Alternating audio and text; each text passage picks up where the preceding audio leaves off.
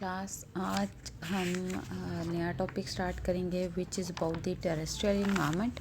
अब तक हमने एक्वेटिक इन्वायरमेंट के बारे में पढ़ा है कि वहाँ पे किस तरह के फिजियोकेमिकल कंडीशंस होती हैं and what type of micro organisms are most commonly present and that kind of environment. Today we shall begin with the terrestrial environment और terrestrial environment से हमारी मुराद most commonly land environment होती है. And which type of land environment is most important? In general जो land है that is covered by the landscape और by the rocks. कहीं कहीं ये रॉक्स जो हैं वो स्टेबल होती हैं, यानी रॉकी नेचर की ही होती हैं, और कहीं कहीं ये रॉक्स वेदरिंग का शिकार होती हैं, और इस वेदरिंग इस टूट फूट के नतीजे में जो रिजल्टिंग स्ट्रक्चर बनता है that is called as soil. अब ये मुख्तलिफ टाइप की होती है, क्लेई सॉइल होती है, मडी सॉइल होती है, तो ये इसमें बहुत से टाइप्स हैं, बट हमारा यहाँ पर मेजर एम्फेसाइज जो है वो रॉक ये सॉइल के टाइप पर नहीं है। We will emphasize on the general soil and the microorganisms that are present in that kind of soil। ये एक जनरल अकाउंट होगा, स्पेसिफिक अकाउंट नहीं। याद रखिएगा कि स्पेसिफिकली ये जो माइक्रो ऑर्गेनिजम्स हैं ये बहुत ज़्यादा वेरिएबल हो सकते हैं according to type of soil.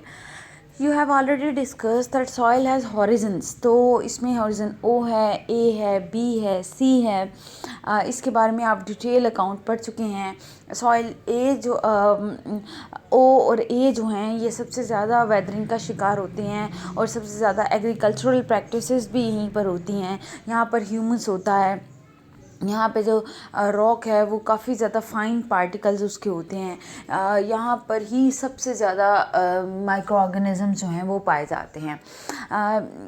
In that kind of environment which is horizon A type, तो यहाँ पर आप ह्यूमस देखते हैं, और ह्यूमस हम जानते हैं कि डेड ऑर्गेनिक मैटर है। जितने भी प्लांट या एनिमल की डेड बॉडीज़ गिरती हैं उनकी पार्शियल डिकम्पोजिशन से ह्यूमस बनता है।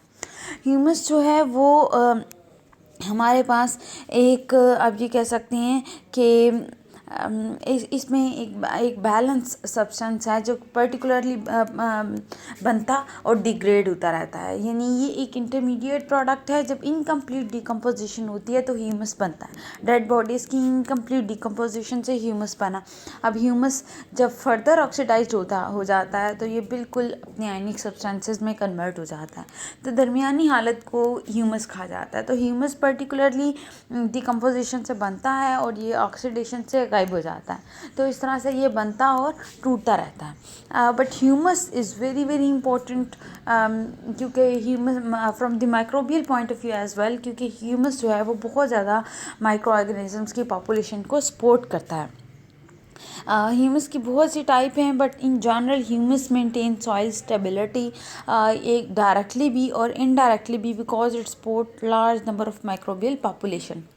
As far as the physical structure of soil is concerned, तो physically soil porous होती है, and unless it won't water won't clog it। अगर ये clogging का शिकार नहीं है, logging का शिकार नहीं है, जहाँ पानी खड़ा हुआ है, अगर ऐसी सिचुएशन नहीं है तो देन ये सॉइल जो है ये पोरस होगी। इसमें पोर्स हैं, फाइन पार्टिकल्स हैं जो कि आप इसमें मेशवर्क सा बनाते हैं, और इसके दरमियान पोर्स होते हैं।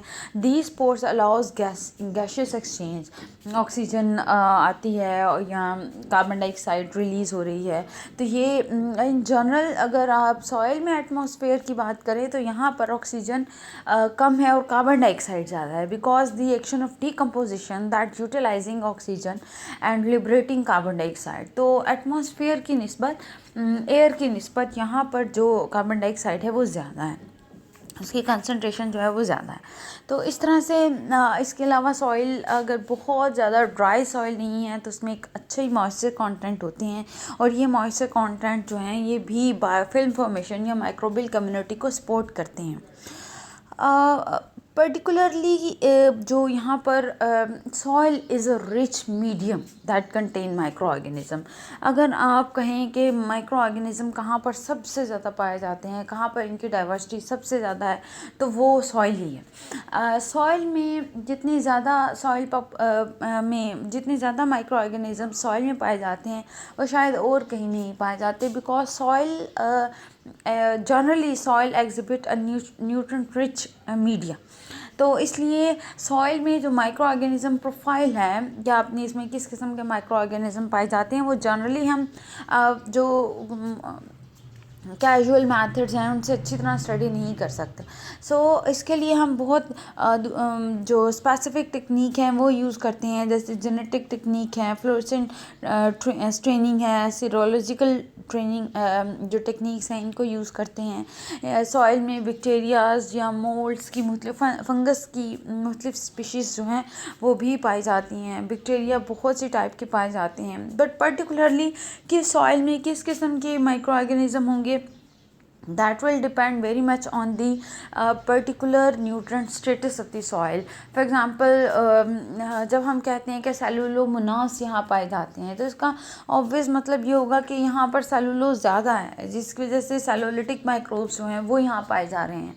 यहाँ अगैरोलिटिक पाए जाते हैं तो इसका मतलब है यहाँ पे एगरोस ज़्यादा है, जिसकी वजह से यहाँ पर जो है वो पाए जाते हैं एगोरोलिटिक माइक्रोब्स जो हैं वो पाए जाते हैं। तो न्यूट्रिएंट स्टेटस जो है उसकी बेस पर हम माइक्रो ऑर्गेनिजम्स को क्लासीफाई करते हैं, but in general micro organisms are classified into two type, allochthonous microflora and autochthonous microflora. Autochthonous microflora जैसे कि पहले भी कहीं जिक्र हो चुका है, ये सॉइल का अपना नेटिव माइक्रोफ्लोरा होता है, यानी जो कि सॉइल में ही मौजूद होता है।